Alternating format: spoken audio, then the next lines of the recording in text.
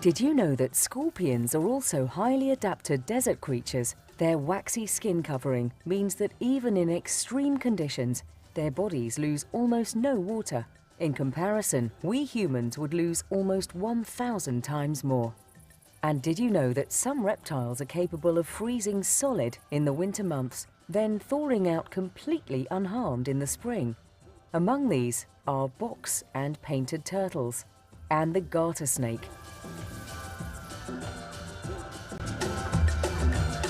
Did you know that the woodpecker has a specially hardened and padded skull? It cushions the woodpecker's brain while the bird hammers holes into trees. And did you know that the Gila monster stores fat in its tail? When food is scarce, it breaks down the fat so that its tail becomes smaller and smaller, a bit like a camel's hump. In fact, its tail can almost shrivel away to nothing.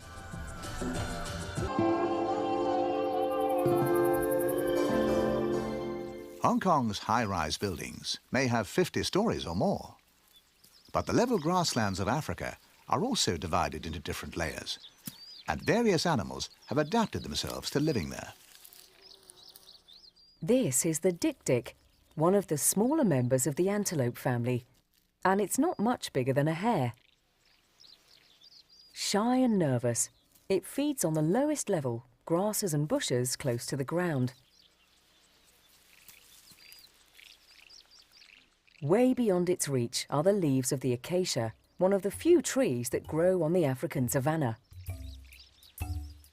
And the animal that has adapted itself to eating these is the giraffe.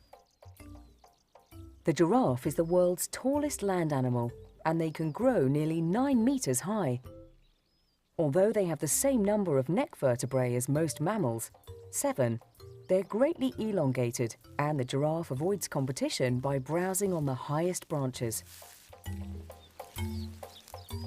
They also avoid competition between the sexes, with the females feeding at a lower level than the males. They wind their long tongues between the acacia thorns, and they have a special muscle on their lips which is puncture-proof.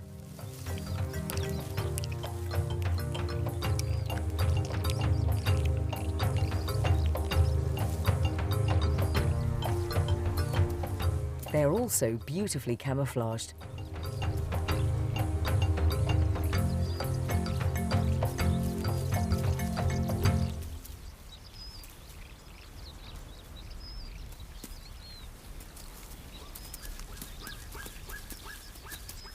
Like zebra, giraffe lead a nomadic life, following the unpredictable rains and searching out any fresh growth of leaves they can find. Avoiding competition for this scarce food by feeding on the intermediate layer of acacia, too high for the dik-dik and too low for the giraffe, is the gerenuk, another well-adapted niche feeder, which also has a thorn-proof mouth.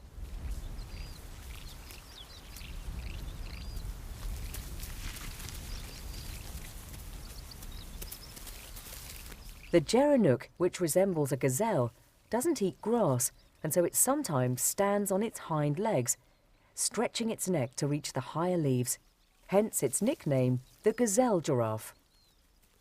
Another useful adaptation on these grasslands, where the rainfall is sporadic, is the gerenuk's ability to extract all the moisture it needs from the plants it eats. This means it doesn't have to visit the waterholes where the predators often wait.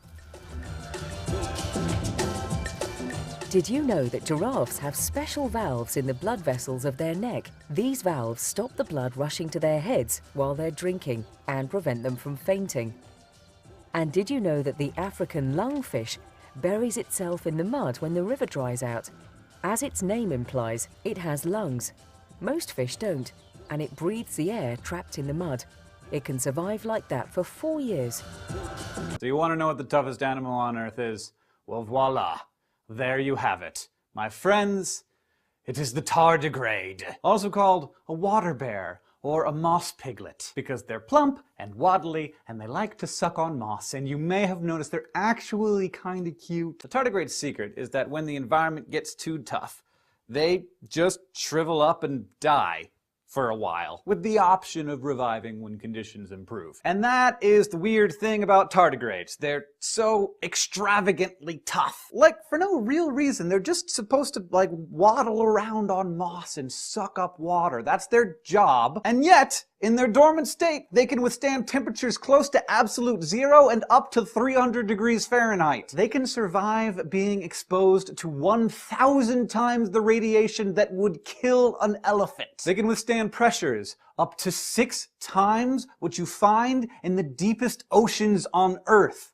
What is the point of that? There's no place that would be useful on Earth. And you had better believe that we've been sending these little waddlers into outer space, because what is the most inhospitable environment? Yes, it is space. Back in 2007, NASA put a bunch of tardigrades on the space shuttle. Then they opened up an airlock door and left them outside in the vacuum of space for 10 days, being exposed to crazy amounts of UV radiation. Then they brought them back to Earth, and when they got there, the tardigrades were like, what's up? They were happy and healthy, and some of them laid tardigrade eggs and had little tardigrade babies that were completely normal.